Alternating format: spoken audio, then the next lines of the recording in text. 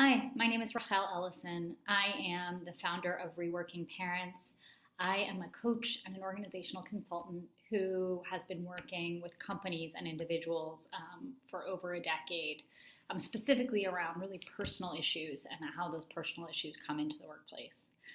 We today are in a very unique and opportune moment, and I'm going to tell you why. We are, as many of you saw today, Times Person of the Year was actually all of the people, all of the men, all of the women who have spoken out against horrible, unconscionable bullying, sexual harassment, horrible behavior in the workplace.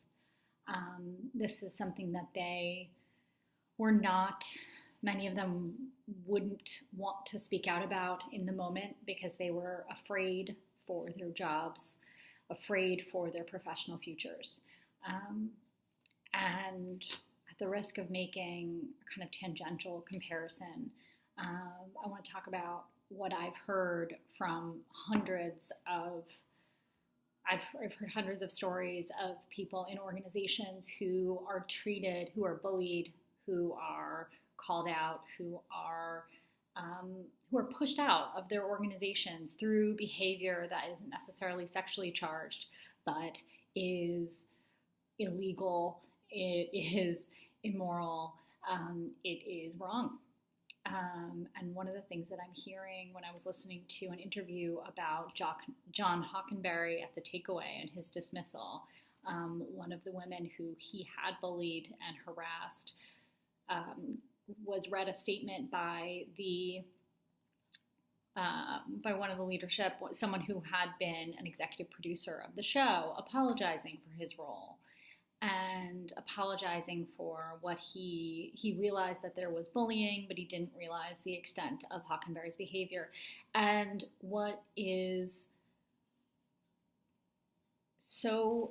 me in that moment with her response, was that not only is that unacceptable, but it's something we have to push to change. We have this culture where I think this is just the beginning. I think so many more stories of Me Too's are going to come out, of Me Too's for folks who had experienced sexual harassment, of Me Too's who experienced discrimination of all kinds. And I know that there are so many parents out there who had experienced this. I got an email from someone who read an article that I wrote about the importance of manager reactions to pregnancy announcements that came out on Slate this past week.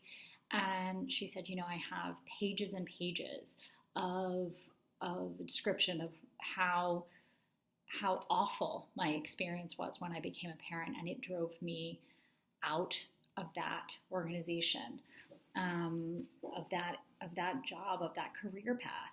And I'm hearing this so much. Adora Udoji, in her response to her experience on the Takeaway,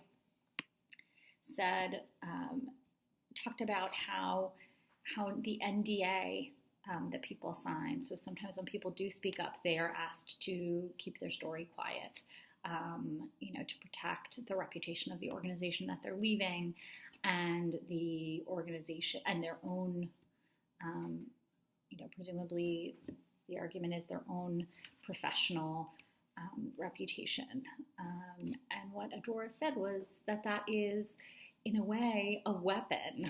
It keeps people bound and unwilling and unable to share stories that people really need to hear. We need to recognize that discriminatory behaviors of any nature are unacceptable and need to be addressed head on, not only by the person who's experiencing them, but they need to be taken seriously by the managers who are assuming that there might be something wrong on the team. They're seeing bad behavior, but they don't want to take ownership or responsibility for addressing it directly. What I want to say right now is that this is a time when you need to speak up about your story. I know it's uncomfortable. I know it's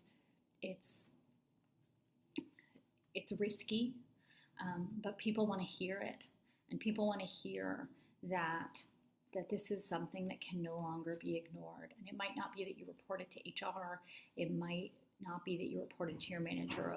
Those are two parties who are certainly culpable in these dynamics. It is about you talking to people and sharing with peers, with colleagues, that this is happening to you, and that you want to call it out, and you want to make sure that you're isolating these comments, which are so destructive and so abusive, and put your emotional well-being at risk, and therefore your career future at risk, to speak out about discrimination that you experience as a man, as a woman, as a parent, as a person of color, as a minority. Speak up. We want to hear from you.